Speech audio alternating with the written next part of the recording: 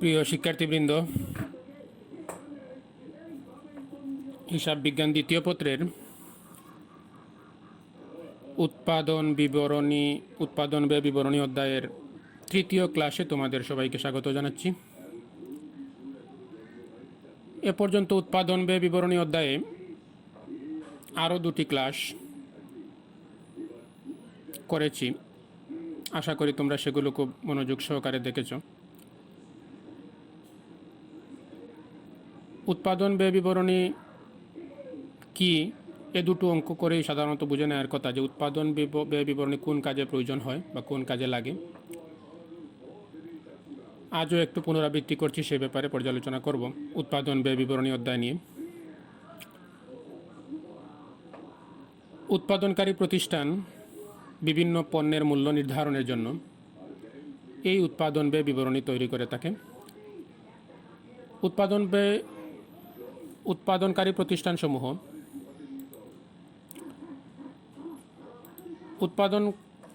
প্রতিষ্ঠানসমূহ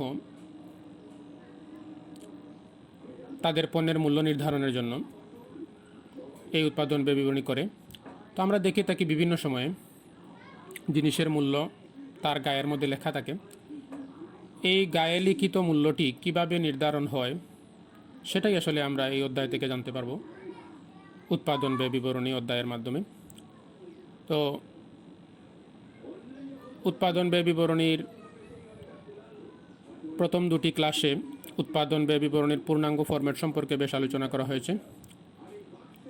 আজকের যে সমস্যাটি নিয়ে আলোচনা করব সেখানে ওই ফরম্যাটটি হয়তো সম্পূর্ণ থাকবে না, যতটুকু থাকবে ততটুকু এখান থেকে আনতে হবে। তো আমরা প্রশ্নের মধ্য থেকে দেখে নিই একটু।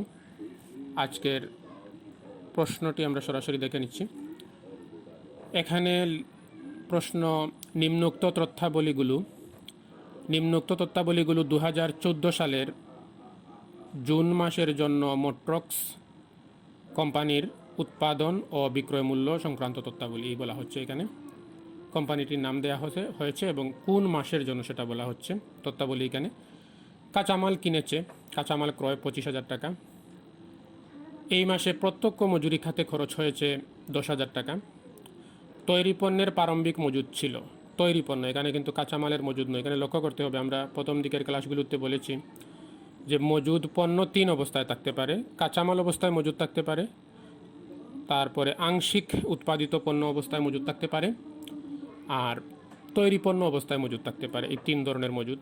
আজকের অঙ্কে কিন্তু কাঁচামালের মজুদও নেই এবং আংশিক উৎপাদিত পণ্যের মজুদও নেই, বা চলতি কার্য বলে আমরা যেটাকে বলছিলাম সেটার মজুদ নেই। শুধু আছে কোনটা, তৈরি পণ্যের প্রারম্ভিক মজুদ ছিল। এককের হিসাবেও দেওয়া আছে। একক বলতে এখানে ইউনিট, পিস হিসাবে যদি আমরা ধরে নিই তাহলে 500 পিস বা 500 একক পণ্য মজুদ আছে এবং টাকার হিসাবে ধরলে সেটার মূল্য হলো 5,000 টাকা। এটা হলো প্রারম্ভিক মজুদ। তারপরে কারখানা উপরি ব্যয় হলো, এখানে কারখানা উপরি ব্যয়, এটা সরাসরি দেওয়া নেই। এরকমই প্রশ্নগুলো সাধারণত থাকে, একটু টেকনিক্যাল থাকে। সেটা হলো এটাই যে পার্সেন্টেজ নেই, এটা এমন কোনো সমস্যা না। কারখানা উপরি ব্যয় মজুরির উপর 50% হবে। তো মজুরি যত টাকা আছে তার 50% হবে। এখানে প্রত্যক্ষ মজুরি তো দেয়াই আছে। মজুরি হলো 10,000 টাকা, তার উপরে 50% হবে কারখানা উপরি ব্যয়। অফিস ও প্রশাসনিক উপরি ব্যয় হলো 5,000 টাকা, এটা দেয়া আছে। আর বিক্রয় ও বন্টন উপরি ব্যয়ের এরকমই, মানে পার্সেন্টেজ আকারে দেয়া আছে। সেটা হলো বিক্রয় ও বন্টন উপরি ব্যয় হলো বিক্রয়ের 10%। বিক্রয় মূল্য যত হবে তার 10% হলো বিক্রয় ও বন্টন উপরি ব্যয়। তো বিক্রয় মূল্য তো আছে এখানে, এই যে পরের লাইনেই আছে। বিক্রয় হল এককের হিসাবে এটা, আর টাকার হিসাবে এই যে 70,000 টাকা। তো বিক্রয় 4,500 একক হয়েছে। এবার এককের হিসাবে 4,500 একক বিক্রয় হয়েছে এবং টাকার হিসাবে ধরলে সেটার মূল্য হলো 70,000 টাকা বিক্রয় হয়েছে। তো এই 70,000-এর উপরে 10% বিক্রয় খরচ, 10% আমরা নিতে পারবো খুব সহজেই। 10% নিলে 7,000 টাকা হবে, সেটা নিয়ে নেব যখন প্রয়োজন হবে তখন। আর সবশেষে দেয়া আছে তৈরি পণ্যের সমাপনী মজুদ 1,000 একক। তৈরি পণ্যের সমাপনী মজুদ 1,000 একক। অর্থাৎ এই যে তৈরি পণ্যের প্রারম্ভিক মজুদটা এখানে ছিল 500 একক এবং টাকার পরিমাণটাও দেওয়া ছিল, এখানে টাকার পরিমাণটাও ছিল 5,000 টাকা। কিন্তু এই শেষের যে লাইনটা সেখানে লক্ষ্য করি একটু, তৈরি পণ্যের সমাপনী মজুদ দেওয়া আছে 1,000 একক, কিন্তু এখানে টাকার পরিমাণটা দেওয়া নেই। তাহলে এখানে নিশ্চয়ই একটা আমাদের কাজ প্রয়োজন হবে। এই 1,000 একক পণ্যের সমাপনী মজুদ যেটা, সেটার মূল্যটা নির্ণয় প্রয়োজন পড়বে যখন আমরা অঙ্কে যাব, তখন সেটা নিয়ে আলোচনা করব। তো এই হলো প্রশ্ন। এখন করণীয়টা দেখে নিই একটু। করণীয় কতে বলা হচ্ছে উৎপাদন এককের পরিমাণ নির্ণয় করো। এখানে বলা হচ্ছে এই মাসে, অর্থাৎ জুন মাসের অঙ্কটি এখানে দেওয়া আছে, জুন মাসে কত একক পণ্য উৎপাদন হয়েছে সেটা একটা প্রশ্ন। দ্বিতীয় প্রশ্ন, তথ্যাবলীর আলোকে বিক্রিত পণ্যের ব্যয় নির্ণয় করো। অর্থাৎ আমাদের উৎপাদন ব্যয় বিবরণী করে একদম বিক্রিত পণ্যের ব্যয় পর্যন্ত নির্ণয় করতে হবে। তো আমরা বিক্রিত পণ্যের ব্যয় পর্যন্ত করব, অর্থাৎ যে পরিমাণ পণ্য বিক্রয় হয়েছে তার উৎপাদন ব্যয় বের করাটাই হলো বিক্রিত পণ্যের ব্যয়। আর সব শেষ অংশটা হলো তথ্যের আলোকে উপরি তথ্যের আলোকে আয় বিবরণী তৈরি করা, অর্থাৎ প্রতিষ্ঠানের ওই মাসের লাভ ক্ষতি নির্ণয়ের জন্য আয় বিবরণীটা প্রস্তুত করা। এই হলো মোটামুটি প্রশ্ন। তো আমরা প্রথম থেকে একটু দেখে নেব ক এর উত্তরটা কী হয়। কতে বলা হচ্ছে উৎপাদন এককের পরিমাণ নির্ণয় করো। আবারও আমরা একটু বুঝে নিই, উৎপাদন একক বলতে এটাই বোঝানো হচ্ছে যে এই মাসে কত একক দ্রব্য উৎপাদিত হয়েছে। এই জুন মাস, এটা হলো জুন মাসের অঙ্ক, এই জুন মাসে কত একক দ্রব্য উৎপাদিত হয়েছে সেটাই এখানে নির্ণয় করতে বলা হচ্ছে, সেটাই এখানে নির্ণয় করতে বলা হচ্ছে। তো আমরা নির্ণয় করব এটা কোন এককগুলোর আলোকে বা কোন এককের সহযোগিতায় নির্ণয় করব। আমরা এখানে আছে, এখানে 3 ধরনের এককের কথা বলা হচ্ছে। এই যে একটা একক প্রারম্ভিক মজুদ একক 500 একক, তারপরে হলো বিক্রয় একক কত একক এটাও বলা হচ্ছে, টাকার পরিমাণ না কিন্তু বিক্রয় এককের পরিমাণ 4,500 একক, আর হলো তৈরি পণ্যের সমাপনী মজুদ একক 1,000 একক। এই এককগুলোর কথা কিন্তু এখানে আছে, 3টা একক আছে। এই 3টা একককে কাজে লাগিয়েই কিন্তু আমরা এই উৎপাদন এককটা নির্ণয় করতে পারবো।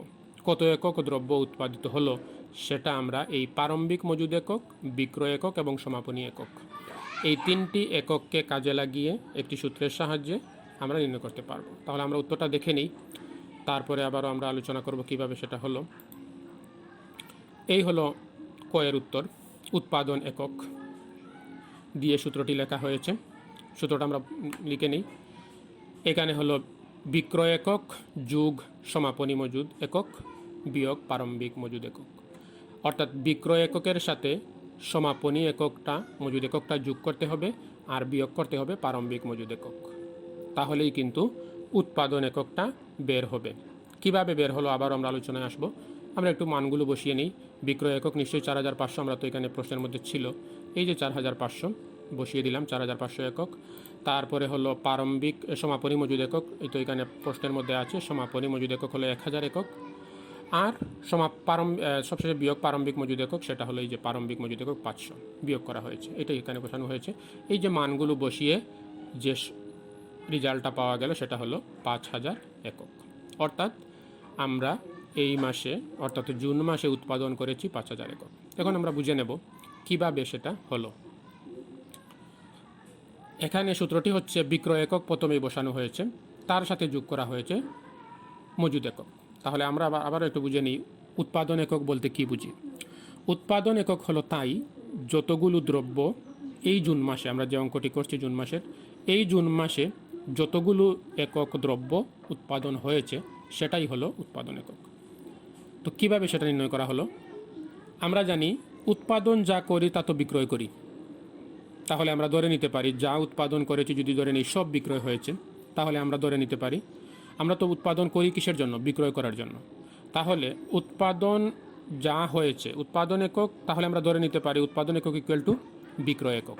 যা উৎপাদন করেছি সব যদি বিক্রি করে দিই, কোনো সমাপনী না থাকে, তাহলে কি সব, তাহলে একটাই সূত্র, সেটা হলো উৎপাদন একক যা উৎপাদন করেছি তাই বিক্রি করে দিয়েছি।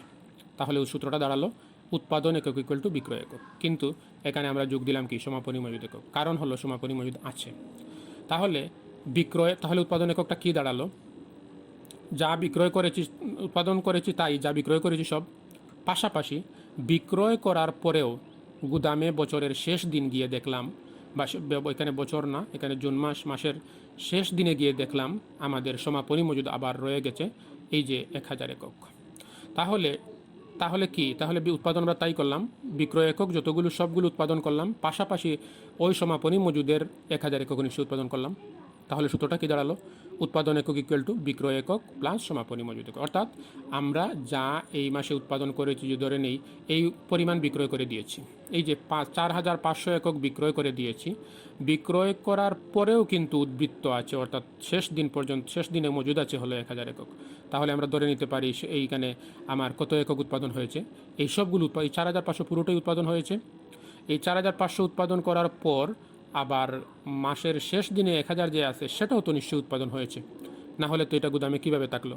তাহলে আমার আসলে উৎপাদন হয়েছে কত, ধরে নিতে পারি 4500 যোগ 1000, অর্থাৎ 5500 একক দ্রব্য উৎপাদন হয়েছে। কিন্তু না, 5500 একক দ্রব্য উৎপাদন হয়নি, কিছু পণ্য আগের ছিল। সেটা কি? সেটা হলো প্রারম্ভিক মজুদ একক। সেটা হলো প্রারম্ভিক মজুদ। অর্থাৎ ওই জুন মাস যখন শুরু হয় তখন আমার হাতে 500 একক পণ্য ছিল। এটা কোথা থেকে আসলো? এটা আগের মাস থেকে, অর্থাৎ এর আগের মাসেও তো এই প্রতিষ্ঠানের কার্যক্রম ছিল। এর আগের মাস ছিল মে মাস। মে মাসের উৎপাদন একক হলো কিন্তু এই 500 একক। মে মাসে সেটা উৎপাদন করে বিক্রয় করার পরে রয়ে গিয়েছিল 500 একক সমাপনী, এবং জুন মাসের জন্য সেটা হয়েছে প্রারম্ভিক। তাহলে এটা তো আর উৎপাদন করিনি, এটা তো আর বিক্রয়, এটা তো আমার প্রথমেই আমরা জুন মাসের শুরুতে যেহেতু পেয়ে গেলাম, এটা তো আমরা উৎপাদন এ মাসে করিনি। তাহলে কি এটা আগে বিক্রয় করেই তো কিন্তু নতুন উৎপাদন করেছি। তাহলে ধরে নিতে পারি এই 500 একক আমরা আগে থেকেই ছিল আমার হাতে। আমার জন্য প্রয়োজন কত একক পণ্যের এই মাসের জন্য? 4500 একক বিক্রয়ের জন্য প্রয়োজন, 1000 একক পণ্য সমাপনী মজুদের জন্য প্রয়োজন। তাহলে আমার প্রয়োজন হলো 5500 একক। তার মধ্যে 500 একক তো আগেরই ছিল, 500 একক তো আর আগেও এই মাসে উৎপাদন করিনি। তাহলে উৎপাদন করলাম কোন একক? 5000 একক উৎপাদন করলাম। এই হলো সূত্র। তাহলে সূত্রটা এটাই, অর্থাৎ বিক্রয় একক, উৎপাদিত একক ইকুয়াল টু বিক্রয় একক প্লাস সমাপনী মজুদ একক মাইনাস প্রারম্ভিক মজুদ একক। এটা এই সূত্রটা বুঝলাম আমরা তাহলে। অর্থাৎ আমার 4500 এবার বিক্রয় করেছি, আরও 1000 একক আমার হাতে আছে, তাহলে পুরোটাই উৎপাদন থেকে আসার কথা, কিন্তু না, সব উৎপাদন থেকে আসেনি এ মাসে, আগের ছিল 500, সেটা বাদ দিয়ে দিলাম। এই হলো উৎপাদন একক। তো আমরা কয়ের আনসারটা পেয়ে গেলাম। যাব আমরা খতে। খতে বলা হচ্ছিল উপরোক্ত তথ্যের আলোকে বিকৃত পণ্যের ব্যয় নির্ণয় করো। আমরা বিকৃত পণ্যের ব্যয় পর্যন্ত যাব। এগুলো সবগুলো উৎপাদন ব্যয় বিবরণী থেকে পাওয়া যায়। আমরা উৎপাদন ব্যয় বিবরণী করলেই কিন্তু এটা পেয়ে যাব। এই যে এরকম একটা ছক দিতে হবে, সেটা হলো ওই প্রতিষ্ঠানের নাম দিব এখানে, তারপরে উৎপাদন ব্যয় বিবরণী লিখবো এবং কোন সালের কোন মাসের জন্য লিখবো। এটা হলো 2014 সালের জুন মাসের জন্য। সেটা লেখার পরে আমরা যাব, এখানে 3টা কলাম থাকবে, এখানে বিবরণ থাকবে এবং টাকার কলাম এরকম 3টা থাকবে, আর আমরা এখানে মানগুলো বসিয়ে দেব। তো এখানে কিভাবে হলো একটু দেখে নিই।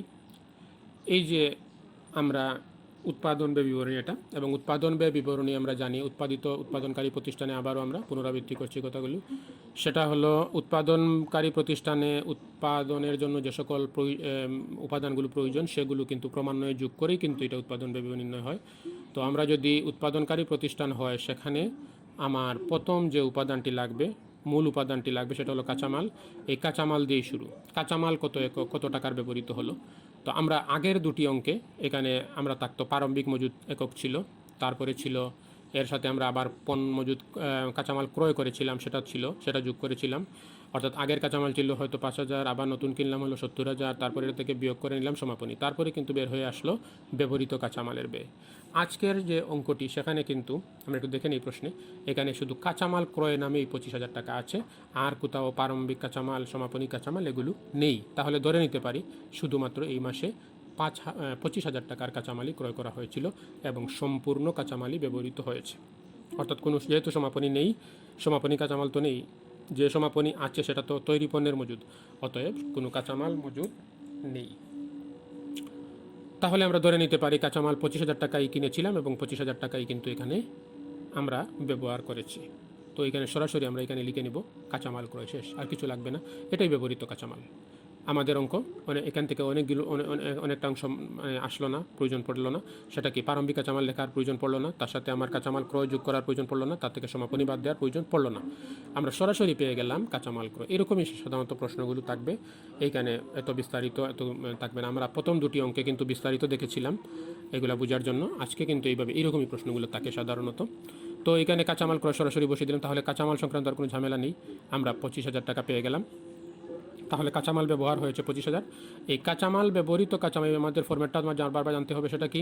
সেটা হলো কাঁচামালের সাথেই কিন্তু প্রত্যক্ষ খরচ এবং প্রত্যক্ষ মজুরি যোগ হবে। যদি প্রত্যক্ষ মজুরি থাকে তো অবশ্যই বেশিরভাগ ক্ষেত্রেই থাকবে, আর প্রত্যক্ষ খরচ অনেক ক্ষেত্রে থাকে, কোনো কোনো ক্ষেত্রে থাকে না। তো এখানে শুধু প্রত্যক্ষ মজুরিটাই আছে। তাহলে কাঁচামালের ক্রয়ের পরের ধাপটি হলো প্রত্যক্ষ মজুরি যোগ করা। এই প্রশ্নেও আছে, এখানে প্রত্যক্ষ মজুরি বলা হচ্ছে 10,000 টাকা, তাহলে এটা যোগ করব। তাহলে মুখ্য ব্যয়টা আমরা পেয়ে যাব। এখানে আমরা পেয়ে গেলাম কাঁচামাল ক্রয়ের সাথে যোগ করে নিলাম প্রত্যক্ষ মজুরি, পেয়ে গেলাম 10,000, এখানে যোগ করার পরে 35,000 টাকা পেয়ে গেলাম মুখ্য ব্যয়। মুখ্য ব্যয় ইংরেজি হলো প্রাইম কস্ট, প্রাথমিক মানে মুখ্য প্রধান ব্যয়, অর্থাৎ উৎপাদনকারী এই প্রতিষ্ঠানের জুন মাসের মেইন ব্যয় বা প্রধান ব্যয়টা হলো এটাই। এখানে প্রাইম কস্ট হলো আমার 35,000 টাকা। কিন্তু এই মুখ্য ব্যয় দ্বারা তো আর উৎপাদন হয়নি, আরও কাজ আছে, সেটা হলো কারখানা লাগবে। কারখানাতে এই আমরা পরবর্তী ধাপটা এই ফর্মেটটাই সবার মনে রাখতে হবে।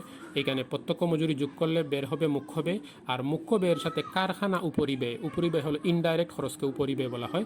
তো কারখানার উপরিব্যয় হলো অর্থাৎ যেগুলো উৎপাদনের সাথে সরাসরি জড়িত নয় কিন্তু ইনডাইরেক্টলি জড়িত, যেগুলো কি কারখানার মধ্যে ব্যবহৃত বিভিন্ন ধরনের পরোক্ষ কাঁচামাল, তারপরে হতে পারে কারখানার যে সুপারভাইজার আছে তার মজুরি, তারপরে কারখানার দারোয়ানের মজুরি, তারপরে হতে পারে কারখানার গ্যাস, পানি, বিদ্যুৎ, এগুলো কিন্তু ইনডাইরেক্টলি এখানে উৎপাদনের কাজে ব্যবহৃত হয়, যার কারণে সেটা কিন্তু এখানে কারখানা উপরিব্যয়ের মধ্যে আসবে।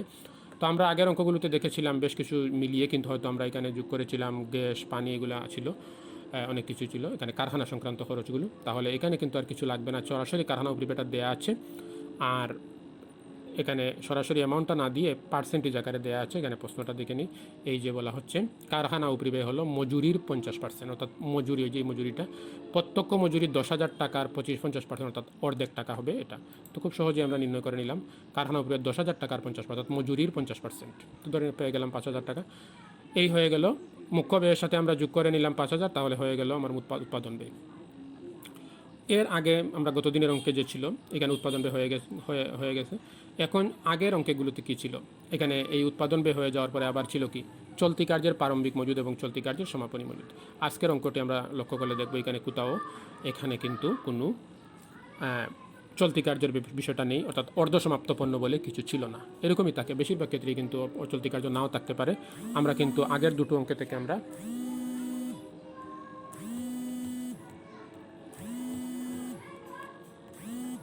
আগের দুটো অঙ্ক থেকে আমরা এটার ধারণাটা নিয়েছিলাম। আগের দুটো অঙ্ক থেকে এটার ধারণাটা নিয়েছিলাম। তো এখানে কিন্তু আজকের অঙ্কে কিন্তু এই বিষয়টা নেই।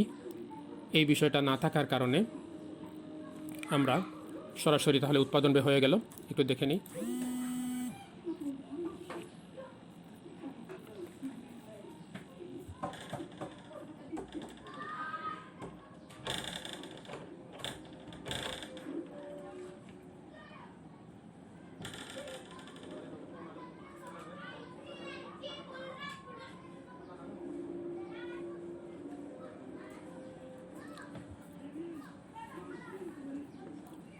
তো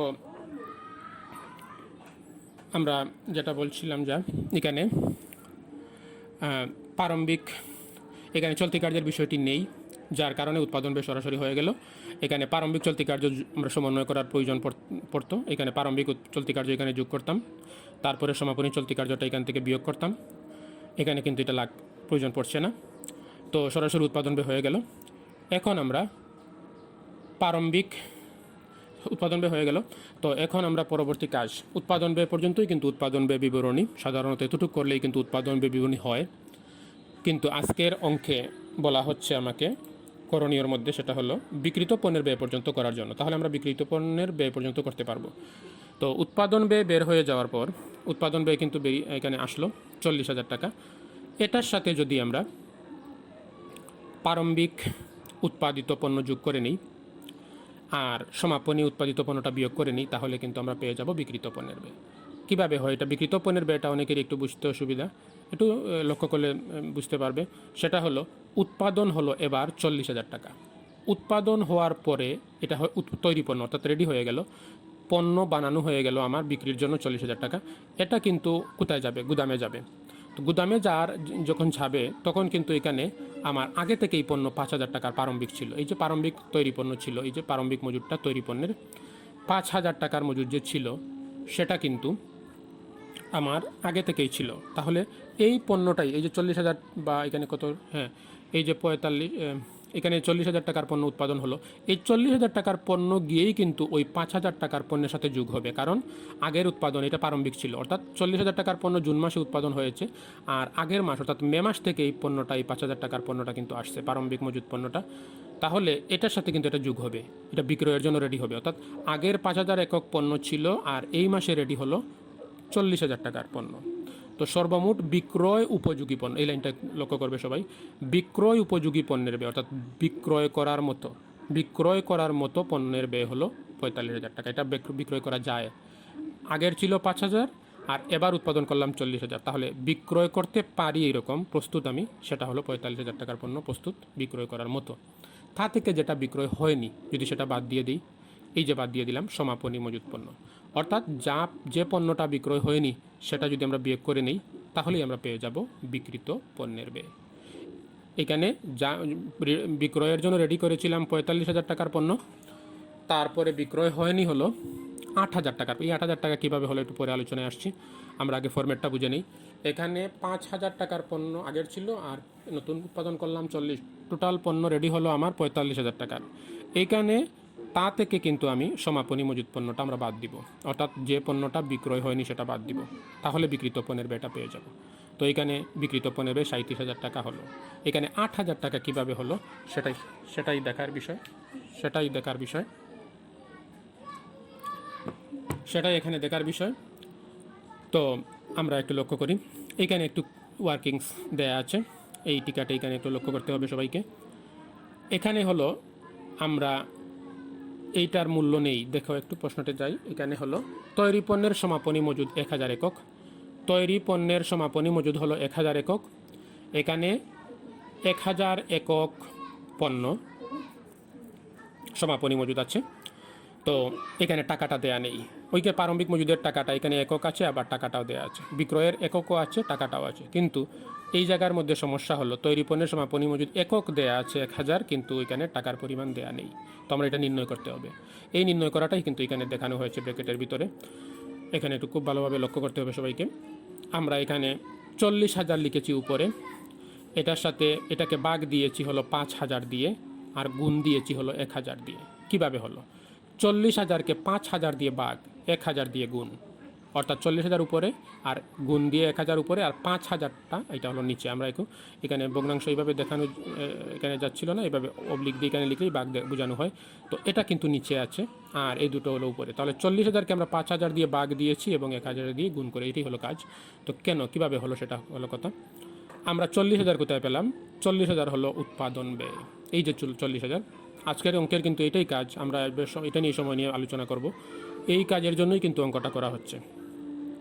তো উৎপাদন ব্যয় হলো 40,000, এই উৎপাদন ব্যয় হলো 40,000, এটাকেই আমরা কিন্তু 5,000 দিয়ে ভাগ করেছি। তো 40,000 উৎপাদন ব্যয়, এই 5,000 কোথায় পেলাম? 5,000 হলো এখানে উৎপাদন একক, এই যে উৎপাদন একক ইকুয়াল টু 5,000 একক। তাহলে এখানে কি উৎপাদন একক হলো 5,000 আর উৎপাদন ব্যয় হলো, এখানে উৎপাদন ব্যয় হলো কত? 40,000।